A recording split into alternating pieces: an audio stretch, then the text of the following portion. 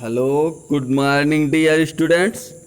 मैं M Tripathi IIC की online class में आप सबका एक बार फिर से स्वागत करता हूं।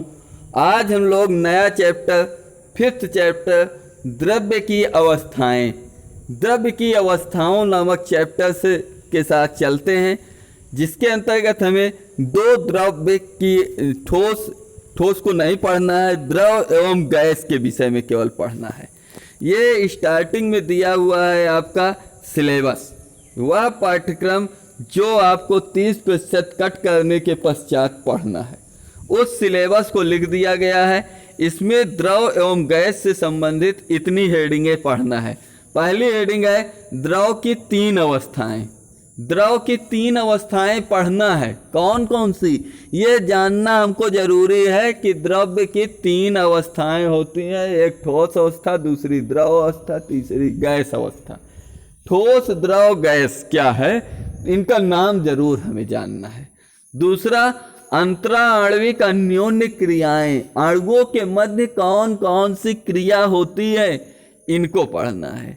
तीसरी, आबंध के प्रकार, आबंध, इनके मध्य आबंधन किस प्रकार होता है, द्रव के अणुओं में किस प्रकार बंध होता है, गैस के अणुओं में किस प्रकार का बंध होता है, प्रबल बंध होता है, दुर्बल बंध होता है, इससे संबंधित बात को थोड़ा सा जानना है।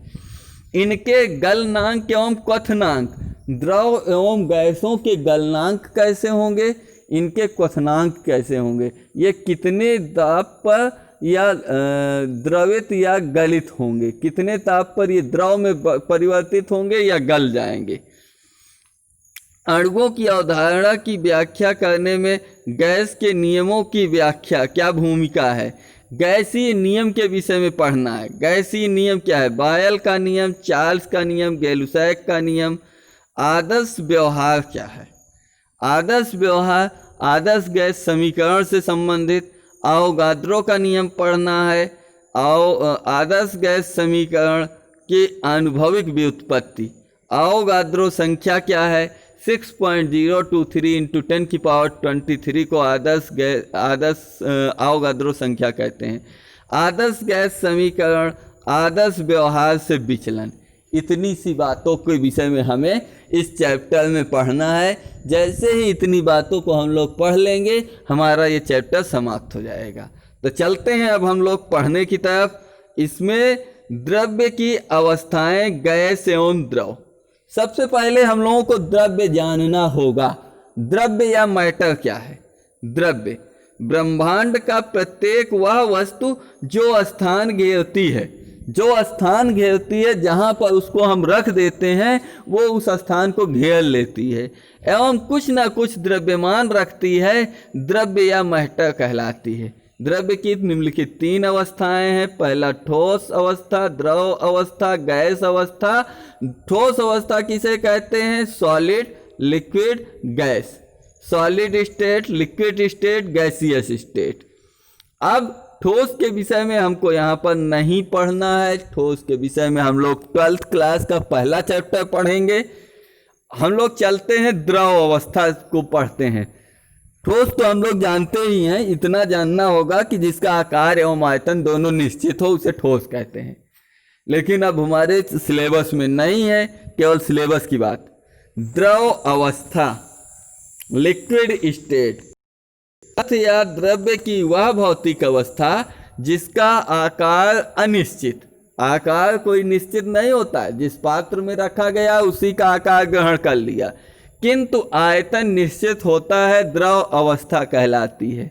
आकार अनिश्चित किंतु आयतन निश्चित होता है, आयतन निश्चित ही होता है, द्रव अवस्था कहलाती है। जल, दूध, तेल, पेट्रोलियम आदि, इन सब के बीच में कामा होगा। जल, दूध, तेल आदि, पेट्रोलियम आदि। द्रवों के गुण, द्रवों में कौन कौन से गुण पाए जाते हैं, कैरेक्टरिस्टिक ऑफ लिक्विड्स। द्रवों में अंतराणुक आकर्षण बल होते हैं। द्रव के अणुओं के मध्य अंतराणुक आकर्षण बल होते हैं, जो अणुओं को पास पास बांधे रखते हैं। जल के अणुओं को, द्रव के अणुओं को एक दूसरे से गैस की अपेक्षा पास पास बांधे रखते हैं। सेकंड नंबर है, इन बलों के कारण ही द्रवों का आयतन निश्चित होता है।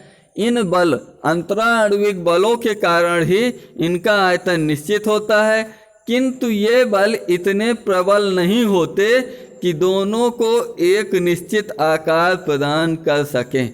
किंतु यह बल द्रवों का मध्य जो अंतराण्विक बल है ये इतना प्रबल नहीं होता कि एक निश्चित आकार प्रदान कर सके, जैसे ठोस में होता है। ठोस का एक निश्चित आकार होता है, क्यों? क्योंकि उनके बल अत्यधिक प्रबल होते हैं। थर्ड नंबर है, इनमें बहने का गुण होता है। द्रवों में बह जाने का गुण होता है। यदि इनको द्रव को पदार्थ को रख दिया जाए तो ये बहते हैं। फोर्थ है, द्रव के अणुओं की औसत गतिज ऊर्जा द्रव के परम ताप के समानुपाती होती है। परम ताप 0 डिग्री सेंटीग्रेड को अगर परम ताप में चेंज करते हैं तो 273 केल्विन आता है। माने केल्विन पैमाने पर ताप परम ताप कहलाता है, उसके परम ताप के समानुपाती होता है। फिफ्थ नंबर है, ये लगभग असंपीड्य होते हैं। असंपीड्य मीन्स कि इनको आसानी से दबाया नहीं जा सकता तथा इनके अणुओं को विसरण गति ये लगभग असंपीड्य होते हैं तथा इनके अणुओं की विसरण गति गैस की अणुओं की तुलना में कम होती है। माने एक स्थान से दूसरे स्थान तक जाने का गुण, विसरित होने, फैलने का गुण इनमें बहुत कम होता है। 6 नंबर है, द्रव पदार्थ का घनत्व गैस से अधिक तथा ठोस से कम होता है। द्रव पदार्थ जो हैं इनमें घनत्व जो है गैसों से अधिक किंतु ठोसों से कम होता है। ठोस की अपेक्षा इनका घनत्व कम होता है। आगे की तरफ चलते हैं हम लोग। गैस अवस्था। गैस अवस्था पदार्थ की वह भौतिक अवस्था जिसका आकार एवं आयतन दोनों अनिश्चित होता है, कुछ भी फिक्स नहीं होता है, ना ही आकार ना ही आयतन, दोनों अनिश्चित होता है, गैसीय अवस्था कहलाती है। उदाहरण hydrogen gas H2, nitrogen gas N2, oxygen gas O2 आदि। गैसों के गुण, कैरेक्टरिस्टिक ऑफ गैसियस स्टेट या गैस। सभी गैसें अधात्विक तत्वों की बनी होती है। अधात्विक तत्व, अधातुओं से मिलकर बनी होती है गैसें। सेकंड नंबर है, गैसों के अणुसूत्र सामान्य होते हैं। गैसों का जो अणुसूत्र होता है वो सामान्य होता है तथा इस कारण इनका अनुभार कम होता है। थर्ड नंबर, गैसों की आकृति निश्चित नहीं होती तथा ये जिस बर्तन में रखे जाते हैं उसी का आकार ग्रहण कर लेते हैं। गैसों की ना तो आकृति ना ही आयतन कुछ भी निश्चित नहीं होता। ये दोनों में से कोई सी प्रॉपर्टी उसकी निश्चित नहीं होती, इसलिए ये जिस पात्र में रखे जाते हैं उसी का आकार, उसी की आकृति, उसी के आयतन के हो जाते हैं। गैसों में संपीड्यता का गुण बहुत उच्च होता है, माने कि बहुत अधिक ये कंप्रेसिबल होते हैं, बहुत अधिक मात्रा में इनको दबाया जा सकता है, बहुत उच्च होता है। गैस जिस बर्तन में रखी जाती हैं उसकी दीवारों पर दाब डालती हैं। जिस पात्र में ये गैसें रखी जाती हैं उसकी ही दीवारों पर ये दाब डालती हैं। और लास्ट नंबर, गैस के अणुओं के बीच लगने वाला अंतराणुक बलों के बीच होने के कारण गैसों के घनत्व बहुत कम होते हैं। गैसों का घनत्व जो है बहुत कम होता है, गैस के अणुओं का घनत्व बहुत कम होता है। तो आज हम लोग गैस एवं द्रव के विषय में, द्रव एवं गैस के विषय में पढ़ा। कल अगले टर्न पर अगले नए टॉपिक के साथ मिलते हैं। तब तक के लिए जय हिंद।